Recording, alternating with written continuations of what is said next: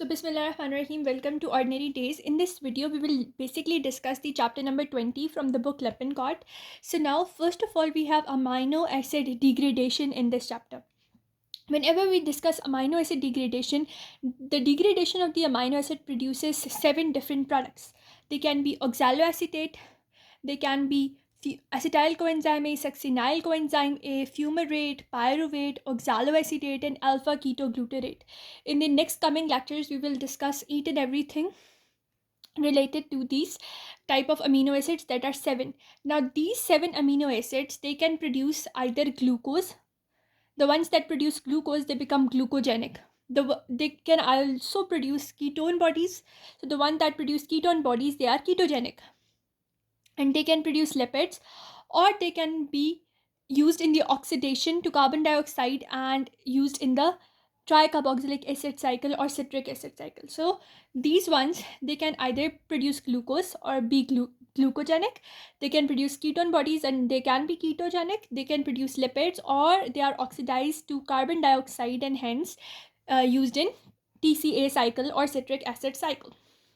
Now we have glucogenic amino acids. The amino acids which produce glucose, they are glucogenic amino acids. So they yield pyruvate. So the product they are going to yield, that is pyruvate or intermediates of tricarboxylic acid cycle. So the ones that produce pyruvate, the amino acids that produce pyruvate, or they can produce products that can be used in the citric acid cycle, they are glucogenic amino acids, because then these intermediates will be substrates for gluconeogenesis. And what is gluconeogenesis? That is production of glucose from other substances, production of glucose from proteins, production of glucose from lipids, etc. So that glucose is used in like liver and kidneys, that is produced over there. So the mnemonic to remember the glucogenic amino acids, which can both be non-essential and essential, is, for non-essential we have A4C GPS. When you were like very young, like in the beginning of your education, you studied A for apple. So now that is going to change. You are going to study A4C and GPS. And how many G's are there? There are 3 G's. So A4C GPS, that is for non-essential glucogenic amino acids. We have 4 A's, that is alanine, asparagine, arginine, and aspartate. Then we have C. C is for cysteine. And we have 3 G's, that are glycine, glutamine, glutamate. And then we have a P, which is proline. S for serine. So A for C, GPS. And how many G's we have? 3.